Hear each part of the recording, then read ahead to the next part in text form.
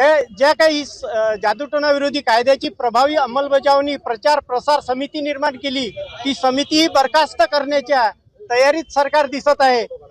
तर या अनुषंगाने ह्या बाबाच्या ह्या भोंदू खरातच्या अनुषंगाने आमची ही मागणी राहील की पुरोगामी महाराष्ट्रामध्ये असे जे काही बुवा बाबा आहेत त्यांच्या विरोधात जादूटोणा विरोधी कायद्यानुसार कारवाई करण्यात यावी आणि त्यांच्याशी संबंधित असलेले राजकीय नेते यांच्यावरही कारवाई करण्यात यावी।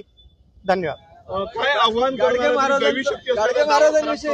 जादूटोणा विरोधी कायद्यानुसार आव्हान काय करणार आहे तुम्ही? काय आव्हान देणार आहेत खरातलं आव्हान हेच आहे आमचं की जादूटोणा विरोधी कायद्यानुसार जे काही त्यांनी दावे लोकांना दिशाभूल केली, वेगवेगळ्या प्रकारचे दावे केले, काही तथाकथित चमत्कार केले, हे चमत्कार त्याने अखिल भारतीय अंधश्रद्धा निर्मूलन समिती समोर सिद्ध करून दाखवावे आणि 80 लाख रुपयाचं आमचं आव्हान स्वीकारावं।